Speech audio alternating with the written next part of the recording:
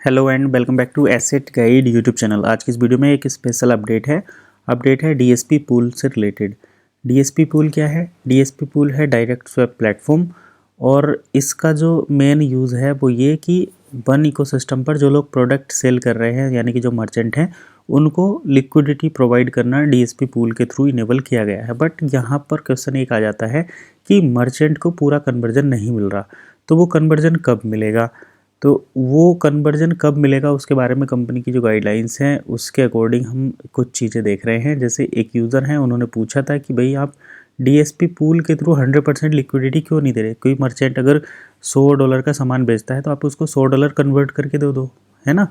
ये एक बड़ी अच्छी सिस्टम या अप्रोच रहेगा। तो इस पर बन इकोसिस्टम का ये कहना है कि डीएसपी पूल जो है देखो इंडिया के यूज़र ने पूछा था, इसलिए इंडियन जो मर्चेंट आईएमए है उनके कंसर्न को ध्यान में रखते हुए रिप्लाई मिला है कि हम आपका कंसर्न और पेशेंस और एफर्ट जो है वो बड़े डीपली अंडरस्टैंड करते हैं, बट हम एक मैसेज क्लियर करना चाहते हैं कि मर्चेंट और आईएमए जो है इकोसिस्टम का पार्ट हैं, और लेकिन उनकी कंटिन्यूटी प्रायोरिटी भी है। बट यहाँ पर मेन बात यह है कि payment release and operational restructure processing are being handle within a technical and strategic framework design to protect the entire system and ensure stability, not temporary solution. मतलब ये कह रहे हैं कि डीएसपी पूल को जो कन्वर्जन का process है वो सिस्टम को चलाने के लिए ही नहीं है, सिस्टम को सस्टेनेबल बनाने के लिए किया जा रहा है। जैसे अगर वो आज ही 100% लिक्विडिटी दे देंगे तो उससे क्या है, प्राइस ड्रॉप हो सकता है या लोग वहाँ पर ज़्यादा कंटिन्यूटी नहीं रखेंगे, अपना पैसा निकाल लेंगे, इस तरीके की चीज़ें हो जाएंगी। तो इसको एक सही तरीके से लंबे टाइम तक चलाने के लिए और कुछ जो एक तरीके से कह सकते हैं कि लोगों को इसके बारे में ट्रेंड करना, अवेयर करना, डीएसपी के बारे में, डील चेकर के बारे में, ओईएस के बारे में, तो उसके लिए इसको सस्टेनेबल बनाने की तैयारी की जा रही है। और ये सारी चीज़ें एक टेक्निकल टीम हैंडल करती है। और यहाँ पर ये कह रहे हैं कि प्रॉपर वैलिडेशन होता है उनका रोल कि कौन सही से काम कर रहा है। जैसे कौन मर्चेंट एक्टिवली ज़्यादा लंबे समय से काम कर रहा है, अच्छी वैल्यू की डील सेल करता है।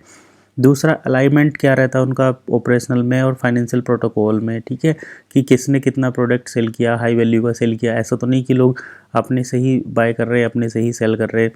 इसके साथ एक अलाइनमेंट उनका देखा जाता है, एक्सेस एक्टिवेशन देखा जाता है, रिलीज प्रोसेस देखा जाता है, और आईएमए की प्रोटेक्शन और कंटिन्यूटी भी देखी जाती है। इसके साथ ये जो है क्या इंश्योर कर रहे हैं, वो बता रहे हैं कि इकोसिस्टम की स्टेबिलिटी इंश्योर करते हैं, मर्चेंट प्रोटेक्शन जो है देखते हैं ध्यान में कि मर्चेंट को सही वैल्यू उसके प्रोडक्ट की मिले, आईएमए कंटिन्यू करते रहें, ये भी चीज़ ये ध्यान में रखते हैं। ऑर्डरली पेमेंट का एक्टिवेशन ध्यान में रखा जाता है, migration of merchant to DSP pool ambassador, ये चीज़ ध्यान में रखी जाती है। तो डीएसपी पूल एम्बेसडर एक नई टर्म है, इसके बारे में हम डिटेल में डिस्कस करेंगे, बट पहले प्रॉपर इन्फॉर्मेशन हमको मिल जाने दो, अभी नहीं मिली। तो डीएसपी पूल एम्बेसडर क्या एक एडिशनल बेनिफिट रहेगा या उनको कुछ एडिशनल लिक्विडिटी दी जा रही है, इसके बारे में पता करते हैं, फिर आपसे मिलेंगे। अभी फ़िलहाल इतना ही कि डीएसपी पूल में जो मर्चेंट को लिक्विडिटी या आईएमए को लिक्विडिटी नहीं दी जा रही, उसके पीछे कंपनी का एक विज़न है, एक सोच है कि हम इसको ज़्यादा सस्टेनेबल बनाएंगे और लॉन्ग टर्म तक रन करेंगे और लोगों को समझाएंगे कि ये किस तरीके से चीज़ काम करती है, ऐसा कंपनी का बोलना है। तो आपकी क्या राय है, क्या मर्चेंट को लिक्विडिटी मिल जानी चाहिए? अगर कोई $100 का प्रोडक्ट सेल करता है वन के साथ, तो क्या उसको $100 का कन्वर्जन यूएसडीटी में मिलना चाहिए? मेरा ये मानना है कि मिलना चाहिए, बट आप देखो कि ऐसा करने पे कंपनी बोल रही है कि हमारा जो प्रोजेक्ट है उसको कहीं ना कहीं कुछ दिक्कत होगी, वो डैमेज हो सकता है। लेकिन मुझे नहीं लगता कि आप कुछ लिमिट लगा सकते हैं कि आप इतनी वैल्यू का प्रोडक्ट सेल करेंगे तो आपको इतना कन्वर्जन मिल जाएगा। तो यही था अपडेट, नेक्स्ट वीडियो में फिर मिलेंगे, तब तक के लिए कीप वॉचिंग एसेट गाइड।